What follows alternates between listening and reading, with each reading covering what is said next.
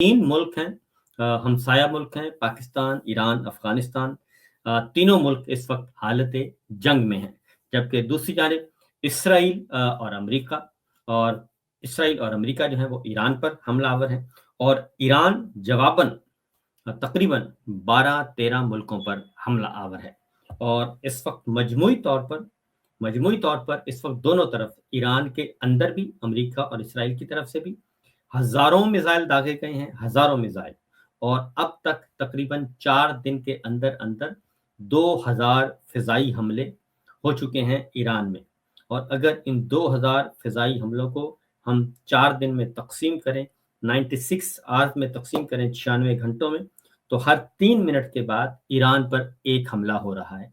हर 3 minute के बाद एक हमला, और हर 1 घंटे में 20 हमले हो रहे हैं। और मजमूई तौर पर अमेरिका ने कहा है कि हम 2000 मिसाइल दाग चुके हैं अमेरिका और इसराइल की तरफ से। तो 4 दिन में अभी तक ईरान जो है वो बदस्तूर कायम दायम है, और वो पीछे हटने के लिए तैयार नहीं है। इसके साथ ही ईरान ने जो लेटेस्ट डेवलपमेंट्स हुई हैं उसमें ईरान ने मुज़ाकरात से भी अब इनकार कर दिया है। और ये हमले जो हो रहे हैं इसमें ईरान और इसराइल के अंदर बहुत तेल अवीव, यरूशलेम और दीगर शहरों में हमले हो रहे हैं। मेरी बात हुई कुछ दोस्तों से, तो उन्होंने कहा कि जी इस वक्त इसराइल की जो सड़कें हैं वो वीरान हैं, और हर हर कुछ देर के बाद वो कहते हैं कि बजते हैं सायरन, और पूरी आबादी जो है वो अंडरग्राउंड बंकर्स में चली जाती है। वहाँ के जो सिफारतकार हैं वो बिल्कुल वहाँ पे भी हू का आलम है, और उनको भी कहा गया है कि बिल्कुल आप बाहर नहीं निकलेंगे। आमदोरफ्त मुकम्मल तौर पर बंद है, इसराइल की फ़िज़ाई हदूद मुकम्मल तौर पर बंद, कारोबारी मराकज़ बंद, तिजारती मराकज़ बंद, एयरपोर्ट्स बंद। और इसी तरीके से अब अगर आप मिडल ईस्ट में आ जाएँ, तो मिडल ईस्ट में यूएई, अबू धाबी, दुबई, मुत्तहिदा अरब अमारात, आपका कुवैत, बहरीन, उर्दन, लेबनान, इसके साथ ही आपका कुवैत के साथ कतर, ये सब के सब सऊदी अरब, ये शदीद तरीन मुतासरा ममालिक में हैं। और सबसे ज़्यादा जो मुतासरीन में शामिल हैं वो है मुत्तहिदा अरब अमारात, यूएई। और यूएई पर तकरीबन ईरान की तरफ से अब तक 1000 मिसाइल दागे जा चुके हैं। 1000 मिसाइल या ड्रोन हमले जो हैं वो हुए हैं 1000 के करीब। तो घुमसान का रन पड़ा हुआ है, हर तरफ लड़ाई ही लड़ाई है, और सूरत हाल को संभालने की कोशिश की जा रही है।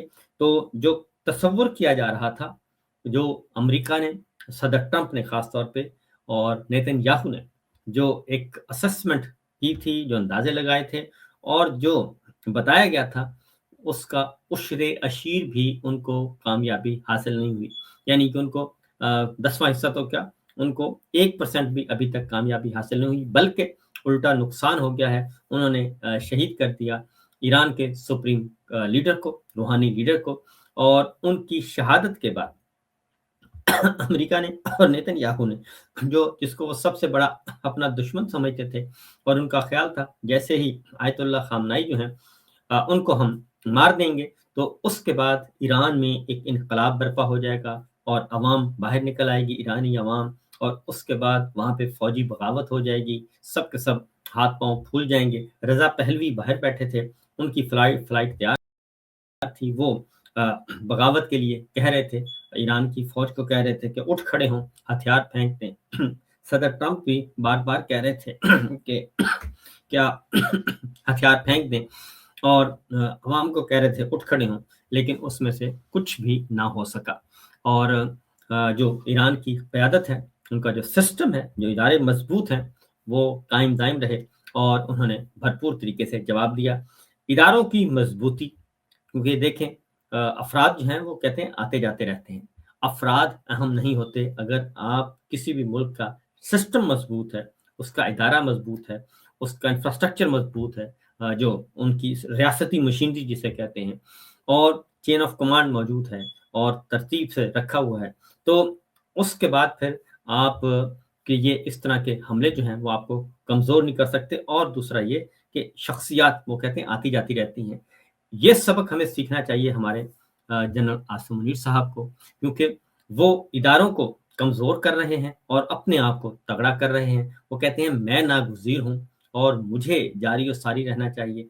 वो एक्सटेंशन भी ले चुके हैं, वो 2 दफ़ा रिटायरमेंट के बाद नौकरी भी ले चुके हैं और वो ख़ारजा पॉलिसी उन्होंने अपने हाथ में रखी हुई है, दाखिला पॉलिसी उन्होंने अपने हाथ में रखी हुई है, अफ़गानिस्तान का मामला खुद देखूँगा, ईरान का मामला खुद देखूँगा, अमेरिका के साथ डील खुद करूँगा, चाइना के साथ भी मैं ही करूँगा, रशिया के साथ भी मैं ही करूँगा, इंडिया के साथ भी मैं ही करूँगा, दाखिला पॉलिसी भी मैंने देखनी है, ख़ारजा पॉलिसी भी मैंने देखनी है, मईशत को भी मैंने देखना है, मीडिया को भी मैंने देखना है, जुडिशरी को भी मैंने देखना है।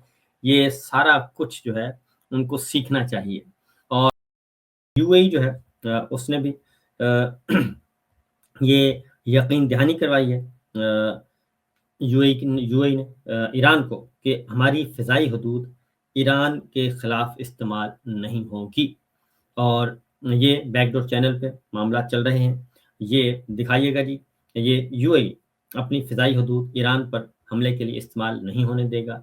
ये अमाराती हुक्काम ने इस बात की यकीन दहानी करवाई है, क्योंकि सबसे ज़्यादा जो ईरान ने हमले किए हैं, वो यूएई में किए हैं और उसकी रीज़न मैं आपको बता दूँ कि क्योंकि वहाँ पे सबसे पहले यूएई ने इसराइल को इसराइल को तस्लीम किया था और जिसकी वजह से ये सब कुछ हुआ है। ये सामने आप देख रहे हैं कि यूएई ने ये कहा है कि मुत्तहिदा अरब अमारात का ने कहा है कि जी 1000 से ज़्यादा हमारे पे हमले किए गए हैं और ये मजमूई तौर पर ईरान ने जो हमले किए हैं उन्होंने कहा सबसे ज़्यादा हम पे किए हैं और बाकी सारे हमले मिला के भी वो 1000 नहीं होते।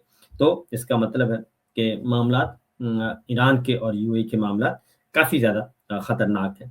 और आगे सऊदी अरब ने भी सऊदी अरब और ईरान के दरमियान पाकिस्तान के ज़रिए से कोई राब्ता हुआ है, जो ख़बरें आ रही हैं और सऊदी अरब ने कहा है कि मेरा इस लड़ाई से लेना-देना कोई नहीं है, मैं इसमें शरीक नहीं हूँ।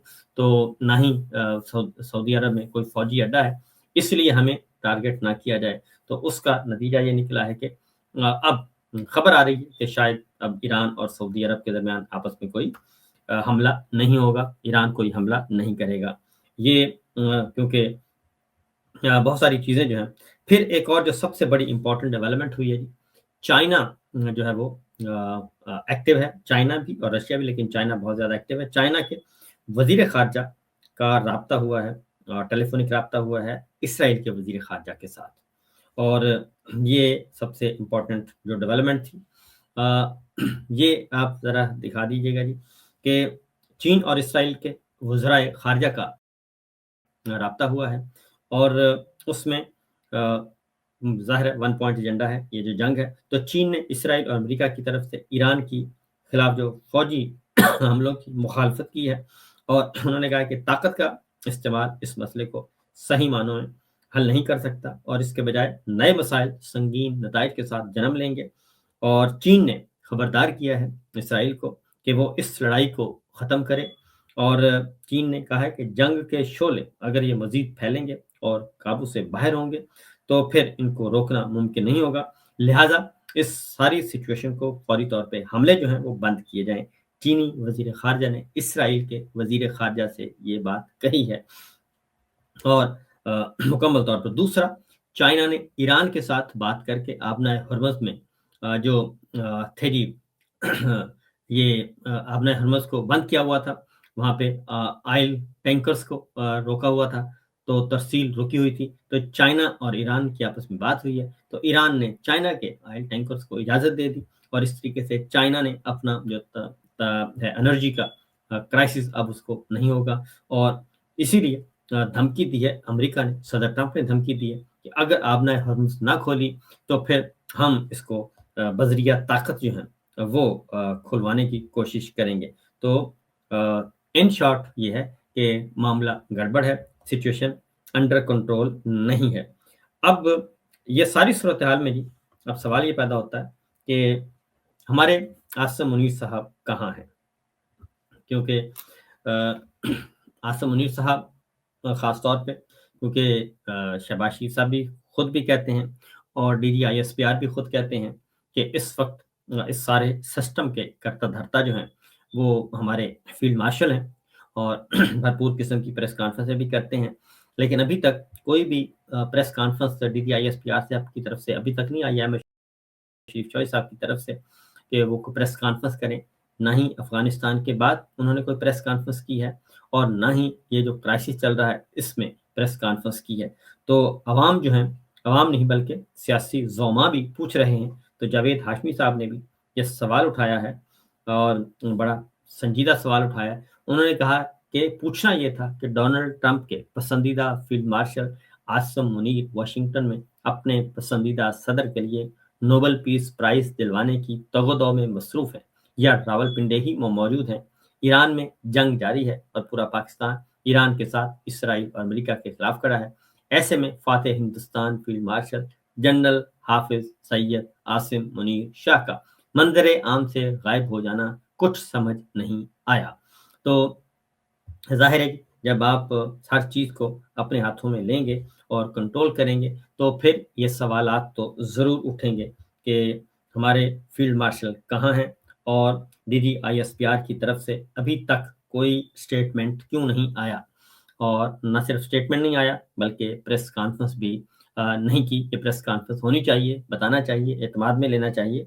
पूरी कौम इस वक्त मुस्तरब है और एक जो नया कटा खुलने लगा है जी, वो नया कटा ये खुला हुआ है, ये डिबेट शुरू हो चुकी है कि जब पहले दिन जब आयतुल्लाह खामनेई को शहीद किया गया, तो उसके बाद जो पाकिस्तान में अमेरिकी सिफारत खानों को, कौंसलेट खानों को जो निशाना बनाया गया, उस दिन सिक्योरिटी कहाँ थी? ये एक संजीदा मामला है, जो कि इस वक्त खड़ा हो चुका है, न सिर्फ पाकिस्तान में बल्कि अमेरिका में भी।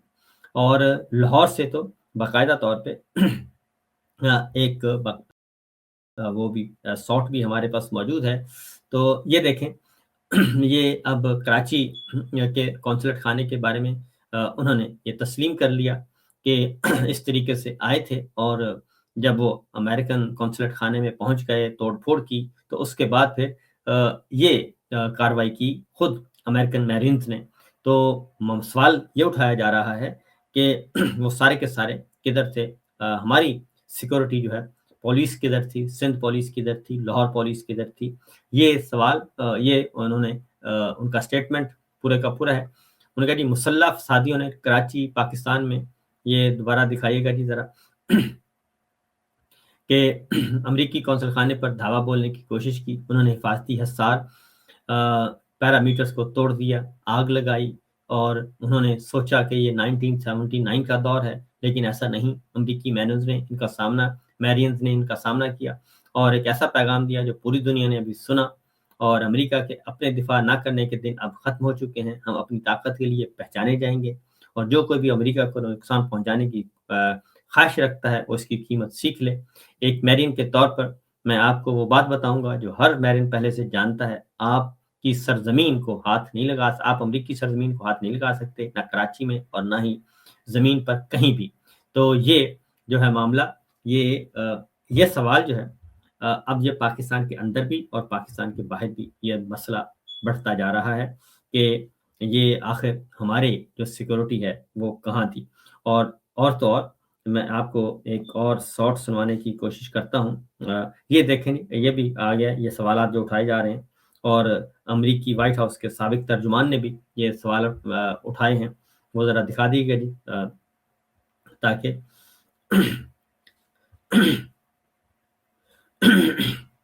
ये देखिए जी, मैथ्यू मिलर ने ये सवालात उठाए हैं और वो भी यही सवालात उठा रहे हैं कि अमेरिका और ख़ास तौर पे ये अमेरिका को पता था और अमेरिका क्यों गाफिल था और फिर पाकिस्तान क्यों गाफिल था? ये भी सवाल उठाया जा रहा है।